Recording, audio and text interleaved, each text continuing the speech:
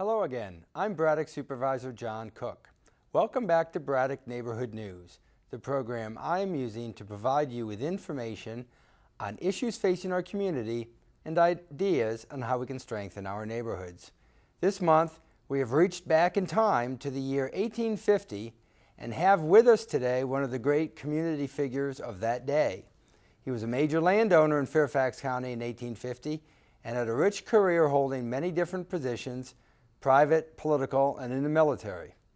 We live in an area rich in history, and I appreciate Colonel Silas Burke joining us today to share some of his experiences. Colonel Burke, thank you for coming and joining us here in the 21st century. Well, good afternoon. Tell us a little bit about your life in what we now know is pre-Civil War Fairfax County. Well, I was born in Prince William County, Virginia in 1796, and my family came over then to Fairfax County, where my father became an overseer over in the Fitzhugh Plantation, Ravensworth. He worked there, and then I worked there alongside him, and eventually earned enough money to buy some land right there, which in the area that then becomes Burke. And when you say buy some land, I think you bought about 1,000 acres. It was about majority of it was unimproved, which is in woodland, but there was several hundred that were improved land that's cropland. Today, of course, we think if we can get a quarter-acre lot, we've done well. So it was a little different back then. But talk about what it meant to be a landowner in 1850. Well, 1,000 acres, owning 1,000 acres was sufficient numbers of acres that I was considered really a planter. There were yeoman farmers that were tended not to have slaves, had smaller tracts of land, a few hundred acres. But I had sufficient land that I had about 8 or 10 slaves at any given time to help with the major production early in the time was in tobacco. And then later on, the land was worn out sufficiently that I really had to look for other crops, and that's when I switched to wheat. And as a landowner, you were part of sort of the ruling class, if that's a term we could use. You were involved a lot in what today we would call community engagement. Tell us a little bit about your public life. Well, I did serve in a number of different positions. One of those positions was as president of the Fairfax Turnpike Company. Fairfax roads are notoriously bad. They're either very hard and hot and dusty during the summertime, or during rains they're very, very muddy. So we were looking at ways to improve the roads, and I created and was president of the Fairfax Turnpike Company. An interesting story about that is that along the roads they set up toll booths for the farmers to pay as they move through along the road, and the farmers quickly realized that they could cut through the fields and circumvent the toll booths, and so therefore eventually we just had to close down the Turnpike Company. Cut-through traffic was a problem even in 1850. Look at that. Well, what other roles did you have? I know you held a number of community positions. Well, I did own a grist mill. You know, besides being a farmer, I did own a grist mill. There was a number of grist mills in the area. There's one that was right downtown where it's Burke now that was Hallsapple's mill, but mine was on down along the Pohick Creek Valley. So I had a grist mill and a lumber mill, a brickyard, some other occupations like that. I was also at one period of time a county judge and what would be equivalent to a county commissioner, a superintendent of schools, and so a number of different positions. As well as serving in the military? Yeah, in the military, I had been in the 60th Virginia Militia. That was a unit that had served during the War of 1812. But I actually didn't serve during the war itself. I was just serving in the time after the war. And was it the usual thing for landowners such as yourself to serve in a number of different capacities? I mean, today to be superintendent of schools one day and a county commissioner and then a colonel in the military, that's a lot to bite off. But that wasn't uncommon for landowners. It wasn't uncommon, but I'm also recognized for the number of different jobs and positions that I have held and do hold. One of those positions that I'm probably the proudest of is I'm a state director of the Orange and Alexandria Railroad. In 1848, all of a sudden, people started getting really excited in Virginia about having railroads because of the transportation problem with the roads. And so we needed a way to move the wheat that we were growing down into Alexandria to the mills down there. And so they created about 4 railroad companies, one of which was the Orange and Alexandria. They were looking at where that railroad should go, and I just happened to own some land along one of those routes, and I encouraged them. I said I would donate some land and encourage my neighbors to also donate land, and so therefore they selected that route and put the railroad in 1852. And talk about how did landowners, such as yourself, interact first together, and then also you talked about other folks, yeoman farmers, slaves. What was sort of the social structure of the time? Well, in terms of the farmers, the planter class, I was actually, another one of my positions was as a president of the Fairfax Agricultural Society. And in that, there would be a number of us farmers that were essentially at the same economic level, socioeconomic level, and we would meet at each other's farms and talk about how we could improve each other's farms. We had very little interaction really with the yeoman class of farmers. We did have slaves, and at that point, they are people that just, we need that labor force to work. Now, one of the interesting groups that have come down recently is, as a result of a depression in the 37 to 47 time period, we had a number of northerners that came down and moved into Fairfax County. And so in amongst native Virginians, we have a number of northerners that have come to visit and come to live with us. And what type of jobs were they taking in the economy? They really, some of them came down, land was going for $3 an acre in Fairfax County at that time. It's gone up a little bit. So they came down and bought property, so they too were farming. They brought a lot of their agricultural techniques in terms of wheat production and deep plowing and all. Others came down and were doctors and lawyers or whatever, but all that time they, for the most part, kept their ties with northern, or with the North, which did create some tensions with native Virginians. Right. And talk a little bit about what was life like for slaves, the slaves who worked for you and others?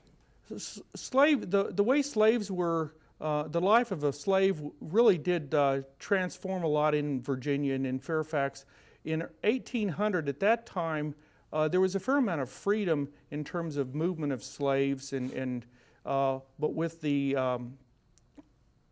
with some uprisings down in the Caribbean and all, then there became amongst the white landowners a real concern of their safety, and so the laws down in Richmond were tightened up so that it was really impossible. If a slave owner did want to release their slaves, it was very, very difficult for them to release their slaves. Now, of course, as you know, shortly after what you now know will be your death in the 1850s, that society ended with the Civil War, and there was a transformation. Your family still maintained an important role in Fairfax County after the Civil War. Tell us a little bit about that. Well, first of all, during the Civil War, I do have 2 children, John Thomas Burke and Anne Virginia Burke. And John Thomas, after my death and during the Civil War, he voted for secession.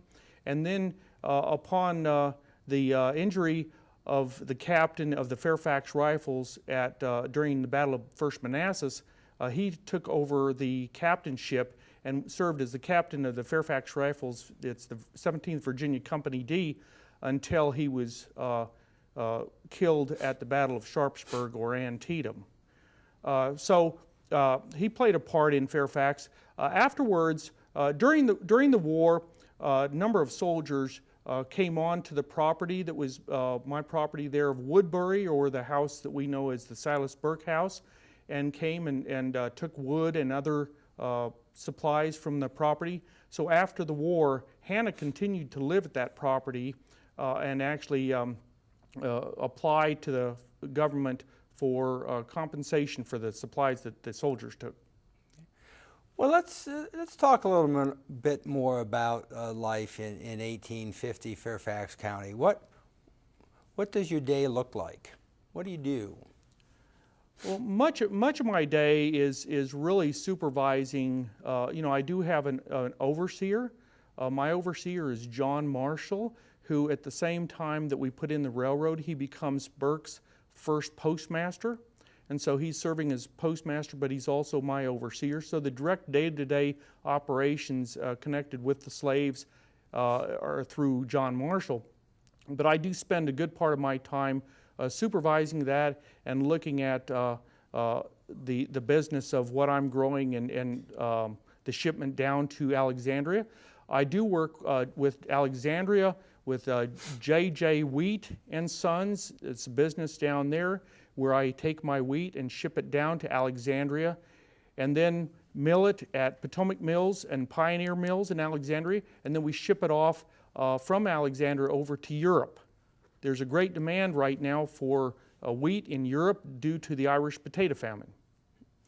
And what about the things you told us about your public life? I mean, when you served as superintendent of schools, what did that job involve? It was inspecting the facilities, establishing facilities. At that time, generally the schools, there were no high schools, and so it was really dealing with sort of an elementary level education. And if you were inspecting the schools, and you're talking about Fairfax County, a large area, how long would it take to travel around the county and do that? And how would you do that? What was your method of transportation? Well, it'd be by buckboard with a horse. Fairfax County was very sparsely populated, and so there weren't a number of schools. One of the issues that you had with schools is because the roads were so bad. Again, some things don't change. But yeah, it was difficult to impossible for students to actually travel from their farms to a school. So there was a certain time period in the year that they could go to school. One of the myths that's out there, though, is that schooling was primarily for the men and the young ladies were not schooled. And actually, many of the young ladies, particularly of the planter class, were educated beyond the high school, to where my own daughter, Anne Virginia Burke, we sent her over to the Virginia Seminary over in Stanton, Virginia, where she's actually studying about mathematics and astronomy and and French and other subjects. It's interesting talking about education. You mentioned earlier the yeoman farmer class. These are folks who are farming small pieces of land and maybe not owning it, renting it, or working for others. What education would they have and would their children have? Very little. A large number, actually a larger number than what people realize. I think the estimate is somewhere around 70% of the population would be literate in terms of at least a certain amount of being able to read, but they wouldn't have a great deal of education. And they would have learned reading at home, or did they have some schools? Primarily through home. Right. And what about slaves? Were slaves educated at all other than in their particular job? Well, slaves, oftentimes the people think that slave owners don't educate their slaves, and actually we do, to teach them to write, or teach them to read the Bible, because we feel like that there's good qualities within the Bible that they could read, and that they therefore would be more cooperative slaves. So we do teach them to read. Let's talk a little bit about your typical day. You've talked about the work that you would do. When the day's over, what's the evening like? Well, one thing about it is with the roads, again, it's so many things center around the roads. The roads are so difficult to travel that when people come to visit, they often stay for days or weeks or months. And so with my family, there's my wife, Hannah Coffer Burke, so she comes from the Coffers, the local Coffers, and there was 8 children in her family. I had 11 children in my family. And so therefore, when people come to visit, they stay a long time, and you have a number of people in the house. So any given evening, it's rarely quiet at the Silas Burke house. And did Burke have sort of a community center? Was there a tavern, or were there places that people would go to socialize? It hadn't, but I will say that this is very interesting that you bring this up, in that in 1854, I applied for a public house of entertainment. And so a public house of entertainment, I first paid my dues, my fee to the sheriff, the county sheriff, and then I put in my application to the county commissioners, of which I am one, and we approved my permit to have a house of public entertainment.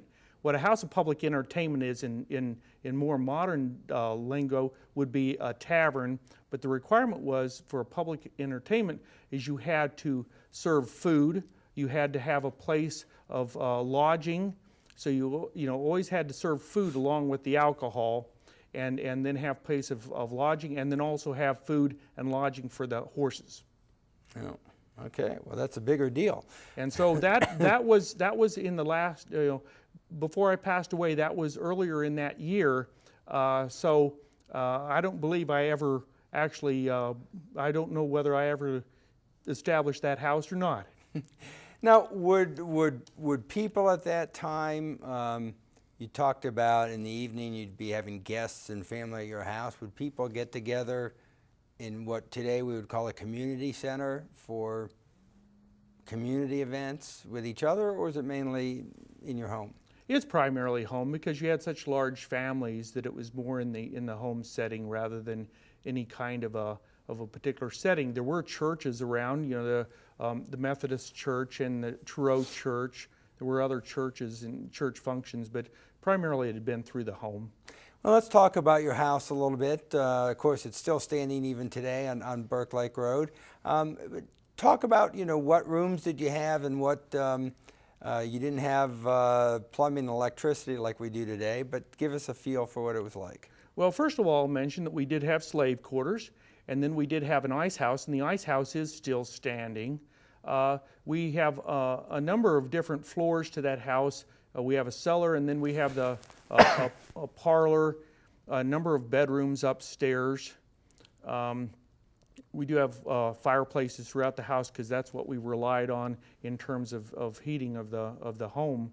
That house that's standing, my original house that I built was in 1824, just shortly after I was married to Hannah, and then our son came along.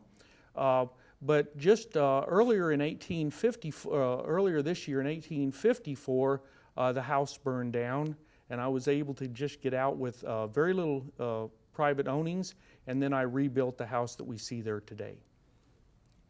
You mentioned the ice house. I guess you can keep some food in there. No electricity. What's your means of energy? Candles, lamps? How do you see your way around, and what's your plumbing like? Well, candles or oil lanterns for light, wood stoves for heating of the house. I bet in the summer, now I notice you're wearing a wool suit, wool vest. That would get hot in the summer. Well, I will say that in terms of what would be proper protocol or etiquette for a farmer such as myself, is you would never leave your house, or you'd never leave your bedroom, much less your house, without wearing a jacket. So it wasn't a typical thing a yeoman farmer may do that, but a gentleman farmer would always be dressed with a coat on. Women, their lives were, the wives of the yeoman, or the wives of the gentleman farmers, was a little bit different. They were not to go out without being accompanied by the gentleman. So their lives were stifled quite a bit by the standards of the day. What would the kids do? What would they do for fun? probably a lot like the kids nowadays Kids in are terms kids, of aren't they? getting into trouble and everything else. Of course, actually, a lot of that time would be spent working on the farm. That's particularly true when you have these northern farmers that came down from like the Quakers that came down from New Jersey or Pennsylvania or New York, is that they didn't own slaves, they didn't believe in slaves, they used their own labor, which were their large families, their children. So most of the time the children are actually working, so they didn't really have a lot of free time. Let's talk a little bit about the history of the time that, as you know, led to the Civil War and the change in society in Virginia. What were sort of the undercurrents there that of the time and that difficult time in Northern Virginia, which was caught right between the two sides in the Civil War? Well, there's a lot of discussion about, people will say whether it's the slavery that we have or whether it's the states' rights that we believe that we should be able to control our own destiny at the state level. It really comes down to political power because we just had the war with Mexico and acquired quite a bit more land, and so the ones that are looking for the large slave owners are looking to expand. Our slaves now in a wheat production, we don't have that much of a need for slaves, and so therefore it's somewhat of a liability. But it's really that tension between the North and the South for political power. And so do you think of yourself as a Virginian first, an American? Do you have more connection with somebody from Georgia than New York? Or how do those regional issues work? Well, I suspect that as my son voted for secession, I probably would have voted for secession had I been alive at the time. There are places in the county like Vienna where a number of high percentage of Northerners live that they voted against secession. But down at Arundel's Tavern, everybody except for one individual voted for secession. So I suspect that I would have been for secession. We are Virginians, and I was born a Virginian, and I would stay a Virginian. It's an interesting segment of history, how all of that came about, and it's a fascinating part of history. I want to thank Colonel Silas Burke for joining us today. And actually, the part of Colonel Burke played here today by John Varana, president of the Burke Historical Society. And John, it's been great getting to know you in that capacity in my district. And tell us a little bit about the Burke Historical Society and the work you do, reenacting the role of Silas Burke, but also in keeping our history alive. Well, the Burke Historical Society was begun back in the late 1970s, and with a theme of basically trying to keep the local history alive, and then it went sort of quiet for a while, and so we've recreated or restarted the Burke Historical Society about 4 years ago. Our goal is to really keep history alive, make local people aware and visitors aware of the history. I like to use the expression that our Burke's history is hidden in plain sight. There's places in downtown Burke where you can go see the bridge abutments and and culverts that were installed in 1852 for the Orange and Alexandria Railroad. The old railroad station that was actually the second railroad station in Burke. It's still standing. It's now serving as an insurance office.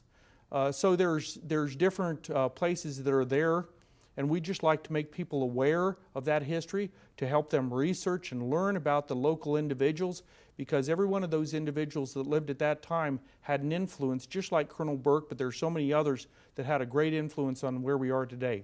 And that history goes all the way up to the present. I know I've learned a lot about free black communities that we've had in central Fairfax County. Certainly the Fitzhughs and the families of the large plantations back from the 19th century, right up to almost having Dulles Airport right here in Burke, Virginia, which I guess we're happy didn't happen. Exactly. So history is continuing to happen throughout it. So we're not just, the Burke Historical Society is not just a Civil War history, but we're really the whole spans of time. And it is fascinating right up through the present. We talk about the development of Burke in the last 40 years or so, but there's a lot of history that goes all the way back to 1742 and the formation of Fairfax County and before. And for those interested, Colonel Burke's house is located on Burke Lake Road even today. It's one of the few buildings still standing from that fascinating time in our history. I'd like to thank Colonel Silas Burke, aka John Varana, for taking the time to come and share with us his experiences and reflections on a period of time that was instrumental in bringing us to where we are today. I hope you've enjoyed this segment of Braddock Neighborhood News. Thank you for watching. If you have any questions, comments, or other needs, please contact my office at 703-425-9300 or email braddock@fairfaxcounty.gov. Tune in next month for another edition, and please remember to look for ways to volunteer. Your community needs you.